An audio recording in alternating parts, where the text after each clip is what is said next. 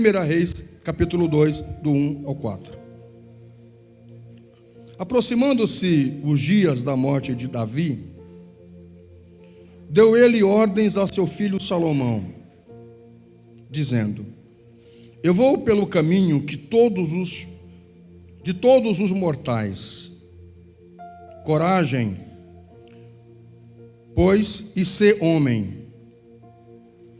Guarde os preceitos do Senhor teu Deus, para andares nos seus caminhos, para guardares os seus estatutos e os seus mandamentos, e os seus juízos e os seus testemunhos, como está escrito na lei de Moisés, para que prosperes em tudo quanto fizeres e por onde quer que fores, para que o Senhor confirme a palavra que falou de mim, dizendo: se teus filhos guardarem o seu caminho, para andarem perante minha face fielmente, de todo o seu coração, de toda a sua alma, nunca te faltará sucessor no trono de Israel. Essa é a palavra de Deus. Queridos, antes de entrar no nosso tema propriamente dito, dentro desse contexto existem algumas verdades inseridas, e eu quero rapidinho partilhar com você essas verdades. A primeira delas, você observa no próprio versículo 1 do capítulo 2 do livro de 1 Reis. Você vê o rei Davi prestes a morrer, e falarei da morte em seguida. Ele está prestes a morrer, e ele vai chamar o seu sucessor para lhe fazer uma coisa importante: lhe dar instruções. Para lhe dar instruções.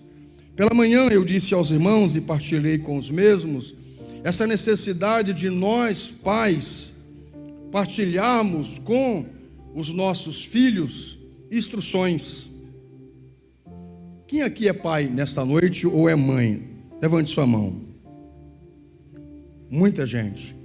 Queridos, nós precisamos tomar cuidado de não deixar ou de não transferir a educação dos nossos filhos, os ensinamentos básicos e primários e essenciais da vida, para os outros. Algumas pessoas acham que cabe ao colégio, cabe à escola educar os filhos. Alguns pais às vezes vêm para a igreja e erroneamente colocam os seus filhos no culto ou no próprio ministério do Teens, Kids, e esperam que os líderes desses ministérios, ou os professores, ou os líderes, eduquem os seus filhos. Mas não é papel do colégio, não é papel da igreja, a educação dos nossos filhos não cabe a essas instâncias. Primeiramente, deve os pais orientar os seus filhos, serem os curadores dos seus filhos, os orientadores dos seus filhos, os tutores dos seus filhos. E nós vemos uma época que a gente tem deixado a educação dos nossos filhos para tudo à nossa volta.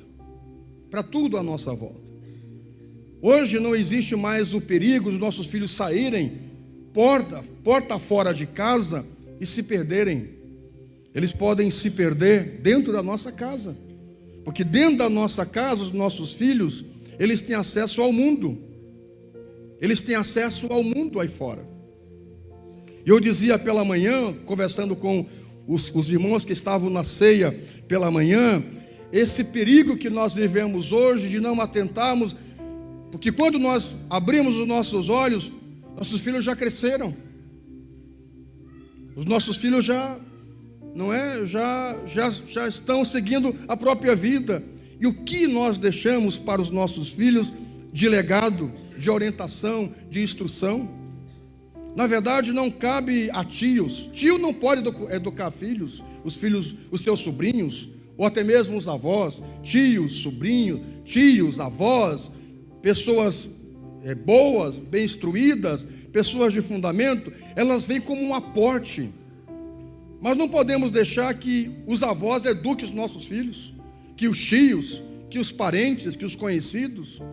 Devem nós, os pais, ter como primazia a educação, a instrução dos seus filhos, queridos.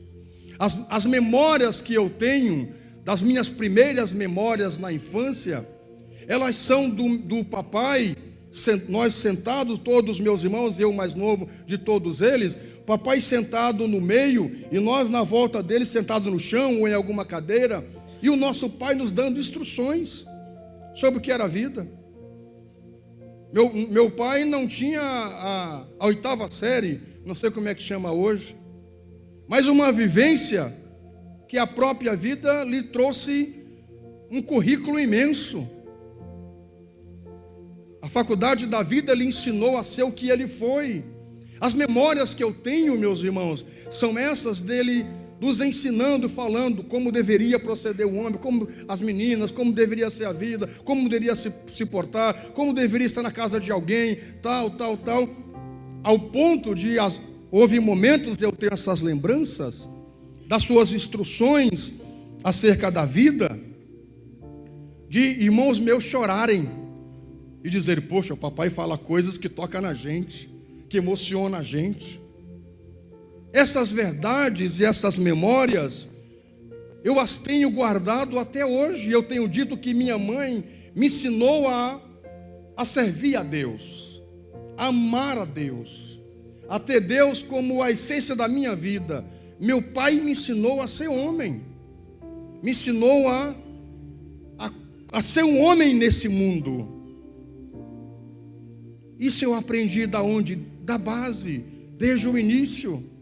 Você sabe aquele conceito da tábua rasa, de que o ser humano nasce sem nenhum tipo de conhecimento, desprovido de todo conhecimento, e ao longo da vida ele vai adquirindo, vai aprendendo, vai assimilando, e as primeiras memórias vão ficando, é como se fosse um livro, uma folha. Esse é o conceito da tábua rasa, uma folha, que as primeiras memórias é como se fosse uma escrita numa folha, que vão acompanhar o indivíduo pela vida toda. Então, queridos, nossos filhos são os nossos primeiros discípulos, e nós precisamos ensinar a eles acerca da vida, queridos, acerca desse mundo tão terrível. Nós precisamos educar os nossos filhos. Sabe, nós vivemos uma época pior do que a época da Idade das Trevas, uma época em que as pessoas elas perderam o temor, elas brincam com a morte, elas flertam com a morte diariamente. Você sabe, houve aquela onda de pessoas fazerem vídeos tirando a própria vida, adolescentes, jovens, brincando com a morte, sendo consumida por ela, inclusive. Esses dias eu ouvi um pregador reformado dizendo que essa geração de cristãos ou de crentes, como você queira chamar, é uma geração muito descompromissada, muito sem temor. Aquela geração de Jonathan Edwards, que ele pregou aquele sermão famoso, pecadores na mão de um Deus irado, mais ou menos assim. Ele pregou sobre as verdades do inferno e que estaremos diante de um juízo, e as pessoas que o assistiam tinham tanto temor, ficaram tão tocadas, que muitas gritavam e sentiam como se o calor do inferno. Gritavam, gemiam, se agarravam nas colunas do lugar onde eles estavam, clamando por misericórdia, querendo aceitar Jesus, entregando a vida a Jesus. Hoje as pessoas elas não têm mais temor de nada. Elas vão por vários caminhos e não estão nem aí. Sabe, as pessoas não têm mais, a grande maioria, o temor a Deus. Poucos são os filhos que têm esse temor, não esse medo, mas o respeito pelos pais.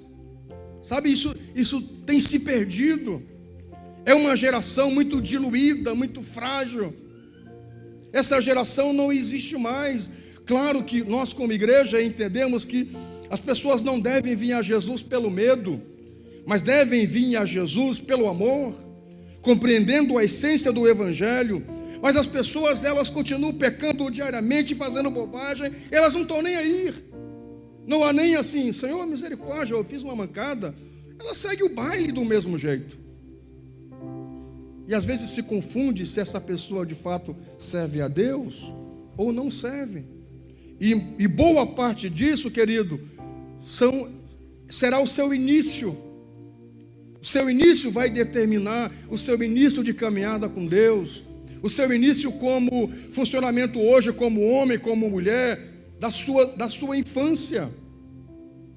No que diz respeito ao Evangelho, queridos, cabe a nós, pais, ensinarmos os nossos filhos a servirem a Deus, amar o Senhor, que de tal maneira, meus irmãos, a nossa instrução seja uma verdade para eles, que a nossa voz seja a primeira voz gravada no coração deles.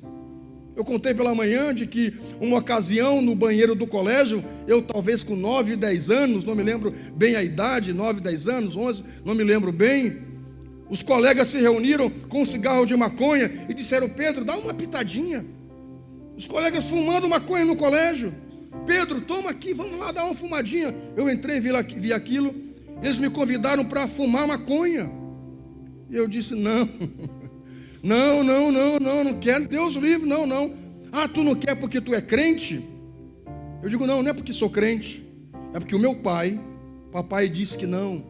Papai disse que o homem que se envolve com os vícios, com as drogas, ele não é homem, ele se perde, ele se atrapalha. Papai disse para nunca se meter com isso. E a um disse: deixa de ser bobo, teu pai não está aqui. Eu disse: ele está aqui. Papai está aqui, a sua voz está aqui. O que ele disse para mim é uma verdade. E dei as costas e saí. Então veja, queridos, essa voz ficou gravada no meu coração. Amados, nós podemos livrar os nossos filhos de muita enrascada pelas instruções que nós colocarmos no seu coração. Eu dizia isso pela manhã. Eu dizia isso hoje pela manhã, de que como é importante nós ensinar os nossos filhos a amarem a Deus, a servirem a Deus.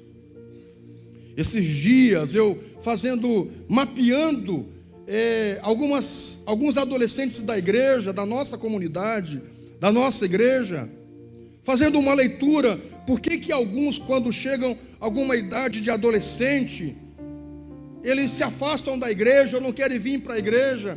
Sabe o que eu percebi? Não estou aqui colocando uma pesquisa lá dos Estados Unidos, que é uma outra realidade. Nossa, aqui, esses dias eu mapeando por que alguns filhos de irmãos nossos, em alguns casos, e todos os casos têm as suas exceções, e não culpo 100% os pais. Pense nisso. Mas mapeando alguns casos, por que muitos filhos de irmãos, quando chegavam na adolescência, eles vinham com os pais para a igreja, e quando chega uma certa idade não querem vir mais? Sabe o que eu percebi? Que esses pais só traziam seus filhos para a igreja. Os pais só os traziam para a igreja e sentavam com eles no culto, ou colocavam na escolinha no máximo. Alguns, da leitura que eu fiz, que comecei a detectar, desde 2004, quando começamos a nossa história como igreja, eu comecei a mapear de que a maioria deles, dos pais, só traziam seus filhos para o culto. E só traziam os filhos para o culto não os assegura de estar firmados diante de Deus. Isso não quer dizer que você traga os filhos, o pastor está pregando, é isso aí, acabou, é o que o pastor está dizendo. As instruções que seguram os nossos filhos e que firmam os nossos filhos, elas vêm de casa, elas não vêm do altar. Elas vêm de casa, elas vêm da família. Por outro lado, eu fiz uma leitura, aqueles adolescentes que hoje, aquelas crianças que hoje são adolescentes e muitos são jovens, por que estão firmados hoje e até hoje? E todos eles, olhe, todos eles, a leitura que eu fiz é que todas as crianças de 2004 e que hoje são jovens, todos eles trabalham na igreja em alguma área. Sabe por que isso? Porque desde cedo seus pais eram muito comprometidos com a igreja, de servir, de doar, de se entregar. Ao mesmo tempo, investiram nos seus filhos. A mesma coisa, quando havia um acampamento, levava os seus filhos. Quando havia um encontro, levava seus filhos. Quando havia uma vigília de criança, levava seus filhos. Eles faziam de tudo para inserir os seus filhos, não apenas carregá-los para a igreja, mas inseri-los nesse ambiente. Esses dias nós ouvimos de quem? Acho que foi do Ala, não é? Se eu não me engano, do Ala, que é o nosso baterista ali, um dia no programa fazendo essa enquete, acho que foi a namorada dele, ou foi ele, comentou e disse, o Alan foi criado aqui na igreja, por exemplo, é um deles e muitos outros aqui, que o mundo que ele conhece é esse mundo da igreja, daqui, da nossa comunidade. Então, amados, isso é estruturante para nós pais, não apenas carregar os nossos filhos, mas para lhes trazer instrução, não só com a fala, até porque vocês sabem que os nossos filhos aprendem pelo modelo, por modelagem, pelo aquilo que eles estão vendo, não só pelo aquilo que eles estão ouvindo. Não pense que instrução é você sentar com o seu filho e blá, blá, blá, blá, dar um sermão para ele. Mas a instrução com a própria vida. Era só Davi olhar, era só Salomão olhar para Davi e ver quão rei bem-sucedido foi Davi. E o segredo de Davi foi Deus. Escute uma coisa, queridos. Os filhos aprendem por essa instrução de modelos. Por isso, nesta noite, querido, eu peço a você, dê instrução para os seus filhos, no que diz respeito à vida. Você poderá evitar dos seus filhos, ou você mesmo, ou nós, evitarmos inúmeras vergonhas. Ou evitar que os nossos filhos entrem em laço, em enrascadas. Se nós pararmos para instruí-los sobre a vida, sobre as coisas, principalmente sobre Deus. Você se lembra de um desses cultos que a pastora ministrou com base naquele livro, Herdeiros ou Sucessores? Não sei se você lembra desse culto. Com base nesse livro, Herdeiros ou Sucessores, a pastora pregou em cima disso e falou sobre o que nós como pais, como igreja, queríamos deixar: herdeiros ou sucessores. Deixar simplesmente um bem, um patrimônio, uma herança, ou deixar um legado, ou deixar sucessores. Um tempo atrás eu estive e dizia pela manhã, e aqui na nossa igreja tem uma irmã que trabalhou nessa empresa, uma empresa na cidade há 50 anos. Se eu disser o nome dela, você vai saber, mas não direi. Uma irmã nossa, da assistente pastoral, trabalhou muitos anos nessa empresa. E enquanto uma ocasião eu fui lá, eu não sei porque que eu fui lá, fui ver um negócio, eu entrei lá, e aí entrando a irmã disse, chamou o dono, uma empresa muito conceituada na cidade, há 50 anos, e aí o dono veio, isso aqui, a irmã falou, isso aqui é o meu pastor lá do templo, aí o senhor veio tal, brincou comigo, falou, e aí sei alguma coisa, a irmã disse, pastor, compra isso aqui, aí eu cheguei até a comprar um negócio lá, aí eu disse, mas minha irmã, eu não estou assim, eu só vim olhar, pesquisar, como bom judeu, pesquisar primeiro, bater perna, ir num monte de lugar ao mesmo tempo, conferir preço, para ver se vale a pena. Mas eu não estou sem nem carteira aqui, nem cartão, nem cheque, nem nada, nem dinheiro.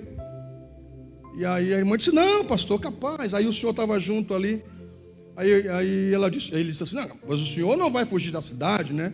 Eu digo, acho que não. Eu falei, aí eu brinquei, eu sou filho do meu pai. Eu não gosto de fazer dívida, se eu puder o quanto antes me resolver. Não posso comprar uma coisa e ficar muito tempo enrolado, não. Mas eu não estou sem dinheiro, não vou comprar. Aí falei no meu pai, no funcionamento dele, ele gostou, um senhor de idade, quase 80 anos. E aí falei do sistema do meu pai, como é que ele era, tal, muito sistemático, muito da palavra, muito cheio de mania. E aí falei disso, e aí ele falou assim, pois é, pastor, já eu não posso dizer isso dos meus filhos. Ele disse, eu sei que eu estou prestes a morrer. Nossa, eu fiquei muito triste nessa ocasião. Ele disse assim, eu sei que eu não vou durar muito. E eu sei que eles não vão tocar essa empresa. Eles não vão tocar. E bate por culpa minha. Porque eu me ocupei aqui 50 anos. E não parei para instruir eles ao ponto que eles tomassem gosto por isso aqui. Eles estão bem. Eles têm para viver por muitos anos. Sabe o que eles vão fazer, pastor? Eles vão vender isso aqui. É só eu morrer, eles já vão vender. E esse nome aqui dessa loja vai ficar esquecida. Que pena que eu não fiz como seu pai lhe implantou algumas coisas. Eu não parei para fazer isso. E eu lamento. E hoje eu sei que eu vou vender, que eu vou morrer. E eles vão vender isso aqui. Ninguém vai tocar isso aqui. E de fato, Não demorou muito tempo, esse senhor faleceu e esse empreendimento fechou. Há 50 anos em Santa Maria. Por que isso? Esse senhor deixou uma herança, mas não deixou sucessores. Sabe, queridos, na fé, nós precisamos trabalhar ao ponto, eu não falo de cargos, eu falo da fé, eu falo de Deus. Nós deixamos ao ponto de os nossos filhos seguirem os nossos passos, servindo a Deus. Não adianta, amados, apenas trazê-los para a igreja. Façam eles amar esse lugar, amar a casa de Deus, amar a obra de Deus. Mas não adianta a gente às vezes vir para a igreja aqui com os filhos, trabalhar, entrar no carro. Eu estou cansado, essa igreja só me suga, é muito trabalho, é não sei o quê. Os filhos estão ouvindo isso, gente. Eles vão crescer o que eles vão querer. Eles vão seguir os passos dos pais, em hipótese alguma. Eles vão entrar no carro e o pai vai dizer: aquele irmão é falso, aquele teu irmão é falso, aquele isso aqui, aquele isso aqui, tal. E começa a falar mal de todo mundo. Esse filho vai crescer, essa criança vai crescer e vai dizer: o que eu quero estar no meio disso? Se todo mundo é falso.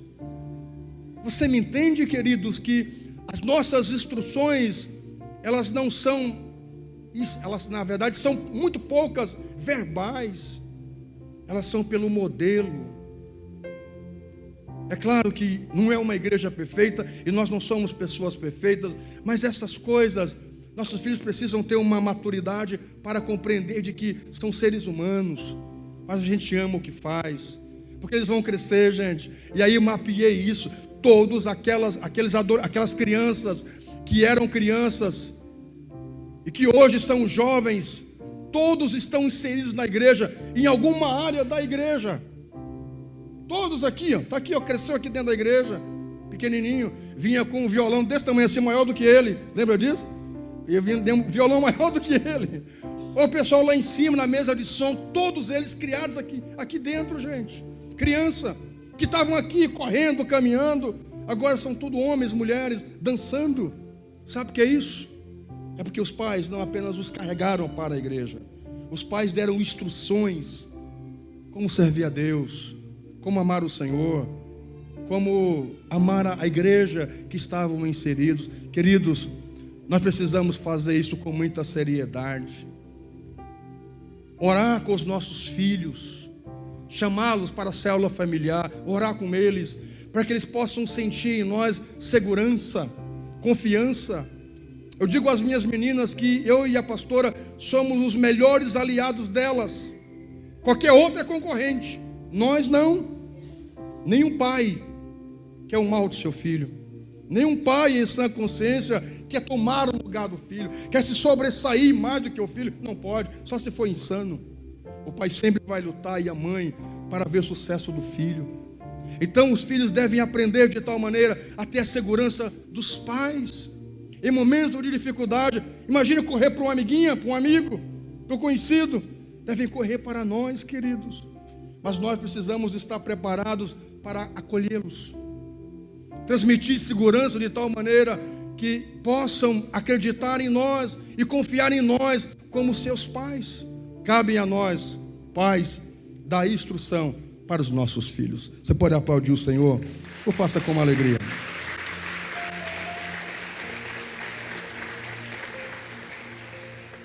A segunda verdade que eu aprendo nesse contexto é sobre a morte. Lembra que Davi vai dizer, olhe para mim você, Davi vai dizer que ele está prestes a morrer. Gente, a morte é uma verdade que nós não podemos negar. E ninguém está preparado para enfrentá-la. Mas é certo que ela existe. E às vezes nós vivemos de tal maneira como se ela nunca viesse. Às vezes nós vivemos de forma tão desorganizada. Nós vivemos às vezes de uma forma tão à toa, como se ela não viesse um dia. Sabe? Você lembra o texto daquele homem, aprendiz de profeta, que ele morreu, e quando ele morreu,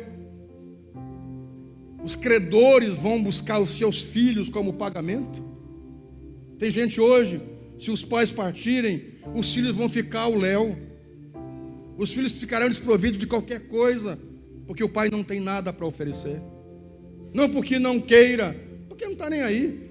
Vamos viver hoje como se não houvesse amanhã, mas virá o amanhã.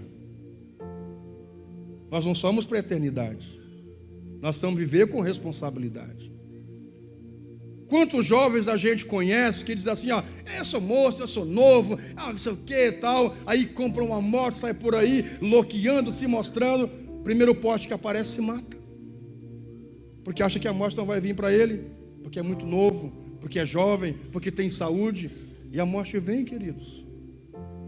Não estou aqui dizendo que você deve se preparar para a morte, porque amanhã, não é isso que eu estou dizendo. Eu estou dizendo, queridos, que é uma verdade que nós não podemos negar. O que nós estamos fazendo hoje? Um dia todos nós vamos estar diante do Senhor, queridos. De alguma maneira, ou pela via do arrebatamento, ou pela própria morte. Nós precisamos nos preparar, meus irmãos. Pensar no futuro. Pensar na nossa saúde. Esses dias eu ouvi alguém falando de um pregador da Escócia, que evangelizou boa parte da Escócia, mas ele não parava. Todos os cavalos que ele usava para evangelizar a Escócia, ele matou todos eles. E ele morreu com menos de 30 anos, porque ele não parava, evangelizando toda hora. Ele matava os cavalos de cansaço, e se matou muito cedo. Ainda bem, acho que não tinha filhos. Quando a gente tem filhos, tem família, nós não podemos ser egoístas. A gente precisa pensar nos nossos filhos, meus irmãos. A gente precisa pensar que nós precisamos deixar sucessores, também herdeiros de alguma coisa, se nada material, pelo menos de princípio. Pelo menos de princípio. Sabe que minha mãe deixou para mim? Uma panela de ferro, como bem material, que nós usamos para assar peixe lá em casa. De ferro maravilhosa, de 1500. Eu acho que veio com o Dom Pedro I, lá de Portugal. Uma panela de ferro maravilhosa, assim, que a gente usa para fritar peixe. O resto, deixou para mim a herança de amar a Deus. Você me entende, queridos? Você já viu aquela história? Aquela história do cara que fez um acordo com a morte, que a morte que ele quis vir, e ele, não, me dá mais um tempo, e fez um acerto com a morte para adiar a morte para dali a tantos anos. E quando ele viu, chegou a época, ele se deu conta, a morte vai vir hoje. Já viu essa história? A morte vai vir hoje e tal. Daí ele pegou, e aí raspou a cabeça, saiu de casa e foi lá para um estádio de futebol e se sentou no meio de 50 mil pessoas. A morte chegou, bateu na porta, entrou, não viu ele. Disse, cadê fulano que nós tínhamos feito um acordo para ele vir aqui e tal, para nós acertarmos? Cadê ele? Foi embora, não está aqui. Aí a morte disse, sabe de uma coisa? Eu vou assistir um jogo. Vai que essas torcidas loqueiam e um mate ao outro, eu tenho alguém para levar. Não vou voltar para casa de mãos vazias. E a morte pegou e foi no estádio, sentou, aí tal, deu todo o jogo, ninguém se quebrou, ninguém se matou, estava encerrando o jogo. A morte disse, mas que coisa engraçada, não deu nada hoje. Aí olhou para um lado assim e disse, mas pelo menos tem um carequinha aqui, eu vou levar esse carequinha aqui. O carequinha era o cara que tinha as para-cabeça. A morte olhou para o lado e disse, já que não tem ninguém para me levar, eu vou levar esse carequinha do meu lado aqui. O carequinha era o cara. Exatamente, a morte sentou do lado dele. Sabe o que isso quer dizer? Não tem escapatória. Diga misericórdia. Esses dias eu recebi um vídeo do Gilson, das nossas filmagens. Eu achei muito interessante. O vídeo falava sobre essa coisa sobre a morte, sobre Jesus que venceu a morte. E começava com a pedra assim vai descendo. Não sei se você já ouviu esse vídeo. A pedra dizia assim, eu sou forte, eu sou muito forte. E aí veio o ferro. O ferro veio e quebrou a pedra, despedaçou a pedra. Aí o ferro exclamou, eu sou mais forte do que a pedra, porque eu quebrei a pedra. Aí veio o fogo. O fogo vem e derrete o ferro e se gaba. o fogo diz: eu sou mais forte do que o ferro, porque eu derreti o ferro. Aí vem a água, apaga o fogo.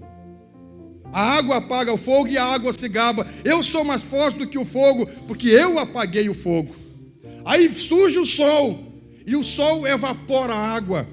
E o sol diz: eu sou mais forte, porque eu evaporei a água. Aí surge a montanha. A montanha impede o sol, impede a luz do sol. A montanha se gaba: eu sou mais forte do que o sol, porque eu impedi a luz do sol. Aí vem o homem, derruba a montanha, quebra a montanha. E aí o homem se gaba: eu sou mais forte do que a montanha, porque eu derrubei a montanha. Aí vem a morte. A morte vem e mata o homem e diz: eu sou mais forte, porque eu matei o homem. E aí aparece quem de fato é forte. Aparece Jesus, vence a morte e declara: todo o poder me foi dado nos céus e na terra. Jesus venceu a morte. Só Ele venceu a morte.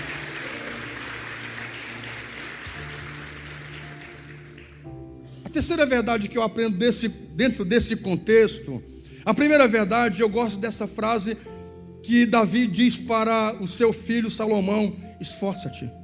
Diga para o seu irmão: se esforce. Diga para o seu irmão: faça força, se for preciso. Sabe, queridos, nós estamos começando o ano, queridos. Olhe para mim, você, queridos. Ninguém que na vida conquistou alguma coisa conquistou de braços cruzados. Conquistou esperando que as coisas caíssem do céu para ele. Foi preciso muito esforço. Olhe para mim, você, querido. É preciso nós nos esforçarmos. Eu gosto dessas falas que Deus vai dizer em várias ocasiões. O próprio apóstolo Paulo vai dizer: para nós vivermos aqui, olhe, para nós vivermos aqui em comunidade, nós precisamos fazer um esforço, porque cada um tem o seu jeito de ser. Para vivermos alinhados como casal, nós precisamos fazer um esforço. É preciso fazer um esforço como casal, como família, para viver bem. Nem tudo é só flores, mil maravilhas. É preciso fazer um esforço. Para vivermos como igreja aqui, é por isso que é muito fácil ser desigrejado. E eu me incomodo com o desigrejado. Você sabe por quê? Porque é muito fácil. Desigrejado não faz força para estar no meio da igreja. É muito mais fácil estar em casa assistindo o culto pela internet e criticando todo mundo e não ouvir nenhuma crítica, recebendo espinho de ninguém. É muito fácil estar em casa, supostamente servir a Deus em casa. É muito fácil. Agora, é um desafio viver em comunidade. Para tal, é necessário nós nos esforçarmos. Paulo nos insiste que nós precisamos nos esforçar para viver como igreja, irmãos, como comunidade, como filhos de Deus. Para que haja as conquistas, Deus vai dizer: te esforça, tem bom ânimo. Primeiro te esforça, depois tenha bom ânimo, depois eu vou ser com você, eu estarei com você. Querido, se inicia um ano, se esforce. Esses dias uma empresária disse a mim: pastor, eu vou demitir algumas pessoas, eu vejo que eles não se esforçam. Mal chega o horário para terminar o expediente, eles querem ir embora. Estão loucos para ir embora. E o pior, da igreja. Sabe, queridos, isso é sério, meus irmãos. Algumas pessoas, elas servem a Deus, são dizimistas, são sinceras, mas não são esforçadas. Você quer que Deus te ajude, querido? Se esforce. Se esforce de verdade. Se esforce para ser alguém na vida. Não fique ao léu, não fique ao erro, não fique parado, não fique inerte. Se movimente. Quando se movimenta, é certo que de alguma maneira Deus vai se movimentar ao teu favor também. Está começando um ano, é uma boa oportunidade para você implantar suas metas, se esforçar para cumpri-las. E é certo que Deus será com você. Você pode aplaudir a Ele? Por favor, faça com alegria.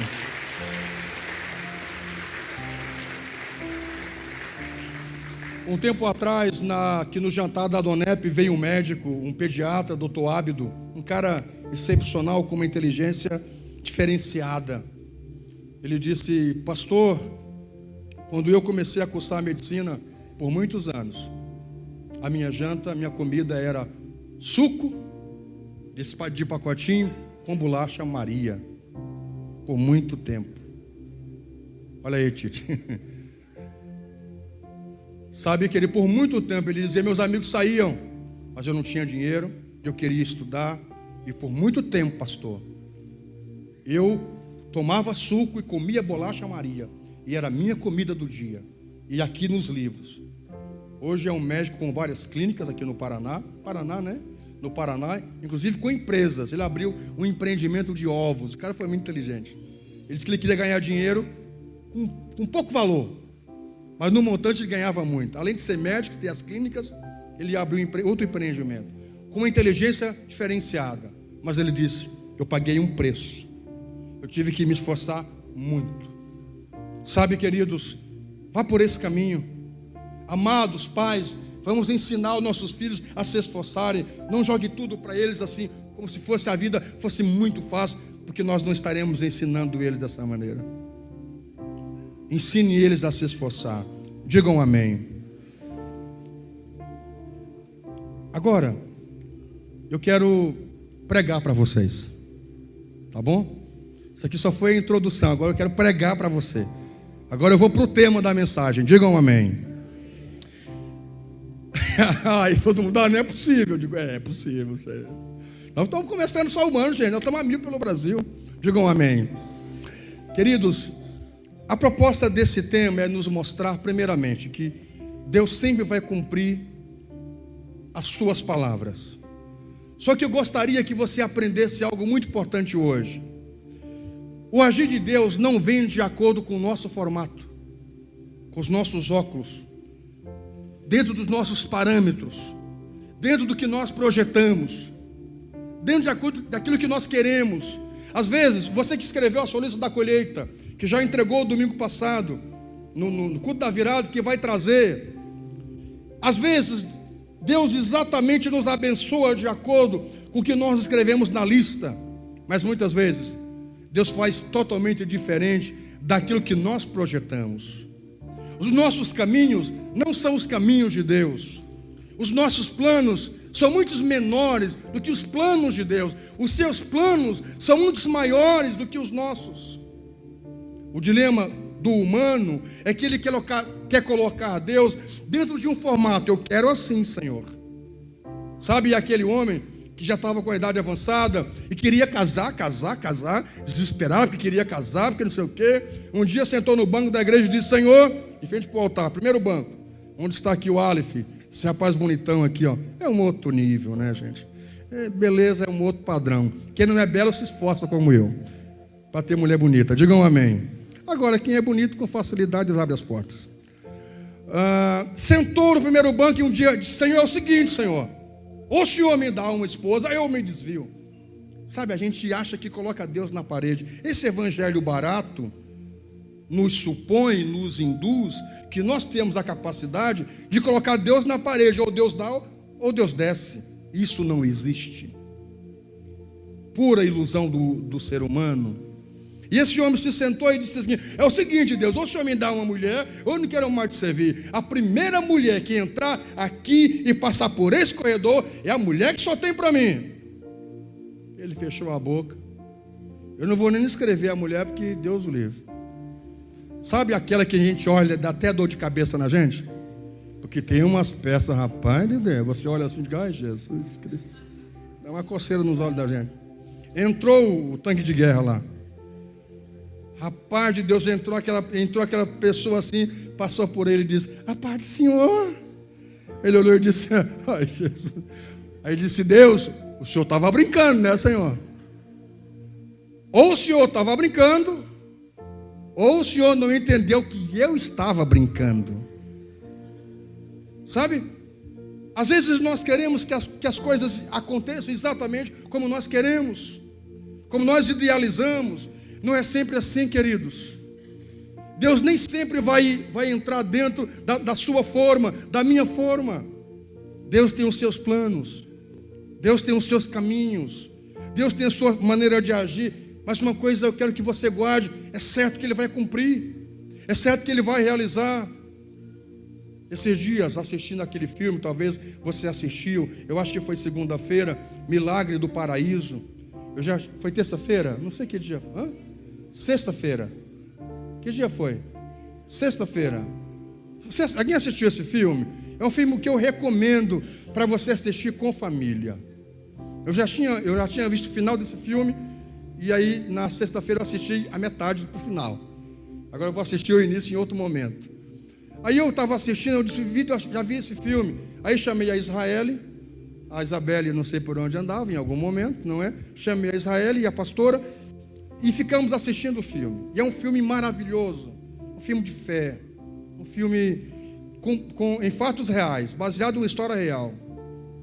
E tem uma parte final do filme que a mãe está no altar da igreja testemunhando e dizendo o seguinte: eu não sei porque Deus curou a minha filha. Sabe, quando a pessoa se dá conta de que tem coisas que a gente não consegue, não sabe, não é como a gente quer, como a gente imagina, ela vai dizer: eu não sei porque Deus curou a minha filha, até porque eu perdi a fé, eu desacreditei de Deus, eu perdi a confiança em Deus, eu perdi a esperança em Deus, porque pensei como Deus pode deixar que uma doença tão grave afete uma criança tão inocente e com tanta fé? Porque era uma criança de muita fé e muito doce. E ela disse: como é que Deus faz isso? Como é que Deus permite isso? Como é que Deus permite que uma doença tão terrível venha sobre uma criança inocente e de muita fé? Ela disse: gente, eu perdi a fé, eu perdi a esperança, e não mais acreditei em Deus. Mas mesmo assim, de alguma maneira, Deus resolveu curá-la. E eu não sei como Ele fez isso. O que eu sei, parecia um chicó. Eu só sei que foi assim. Eu só sei que foi assim. Ela disse: eu não sei como, eu só sei que Deus curou. Eu também não me entendo porque Deus a curou, e agora tem outras crianças da idade dela que estão morrendo com a mesma doença, ou com outras doenças. Eu não entendo isso. O que eu só entendo é que Deus fez um milagre, e que eu aceito, e que milagres acontecem toda hora, milagres acontecem todo momento. Aí aparecem as cenas dos episódios de pessoas sendo usadas por Deus para abençoar a família de alguma forma. Escute uma coisa, queridos, tem coisas que realmente a gente não entende por que acontece na nossa vida, seja de bom, seja de ruim. É certo uma coisa, que nunca, em hipótese alguma, Deus vai deixar você, Deus vai abandonar você. De alguma maneira, não como nós projetamos, mas de alguma forma Deus vai cumprir a parte dele no trato, no acordo. Talvez você já tenha visto, e eu vou encerrar, talvez você já tenha visto frases em carros que dizem assim: Deus é fiel, e você? Aquela pergunta: Deus é fiel, e você? Sabe, queridos, a parte que cabe a Deus no trato, no acordo, na promessa, no pacto, Ele sempre vai cumprir. E nós? E você? E eu? Nesta noite, nesse início de ano, eu quero convidar você a ter ciência de que o que cabe a Deus, o que cabe a Ele, deixe para Ele. Mas o que cabe a nós, na parte do pacto, na parte da aliança, na parte da promessa, do acordo, nós precisamos cumprir. Quantos acordos você fez com Deus? Quantas promessas você fez com Deus e não cumpriu? Senhor, se o Senhor me livrar dessa enrascada, eu vou fazer um culto de ação de graça. Senhor, se o Senhor me der esse emprego, eu serei fiel dizimista. Senhor, se o Senhor me der essa graça, eu vou testemunhar. E nunca mais. Sabe, queridos, a parte no acordo da nossa parte deve ser cumprida. E esse começo de ano é um bom começo para você recomeçar. Hoje de manhã recebi uma família que disse para mim hoje lá no meu gabinete: pastor, estou aqui porque nós queremos recomeçar a nossa vida. Começou o ano e eu quero pedir a sua oração, porque nós queremos refazer a nossa história, que estava toda desmontada, toda desmantelada. Nós estamos aqui, queremos sua oração, seu apoio, porque nós queremos fazer uma nova aliança com Deus. E é isso que eu quero convidar que você faça nesta noite, todos nós. Se coloque em pé. Eu quero convidá-lo para nós renovar os nossos votos diante do Senhor. Quero convidá-los para nós cumprirmos a nossa parte no acordo diante de Deus. Quem sabe você fez um voto com Deus e você parou. E agora é a hora de você reafirmar esse voto, esse propósito diante do Senhor. Vamos orar a Ele? Amado Senhor, nós estamos na Sua presença. E no nome do Teu Filho Jesus, nós oramos agora, reafirmando, Senhor, os nossos propósitos diante do Senhor. Tendo o entendimento, meu Pai, de que a Tua parte no acordo, o Senhor vai cumprir. É certo que o Senhor vai cumprir. Hoje nós tivemos o entendimento de que o Senhor vem e o Senhor age, não como nós pensamos, nós idealizamos. Pai, que nós não viemos a permanecer cegos como o povo judeu, que até hoje espera o Messias, porque Jesus veio não no formato que eles projetaram, mas Jesus veio diferente, mas Ele veio. A promessa se cumpriu. Eu oro, Senhor, para que nossos olhos sejam abertos, o nosso entendimento seja aberto, Senhor, e nós possamos, nesse dia, nesta noite, firmar um pacto com o Senhor, uma aliança contigo, e seguir os teus passos, os teus caminhos, Senhor. Cumprir os nossos votos, cumprir um dia ou há anos os nossos votos feitos e que estão parados e que estão engavetados, que nós possamos reavê-los todos, Senhor, e seguir firme nos teus caminhos. Esse é o nosso desejo, essa é a nossa oração, em nome do Senhor. Que todos digam que assim seja. Tome seu assento, por favor. Deus abençoe a todos.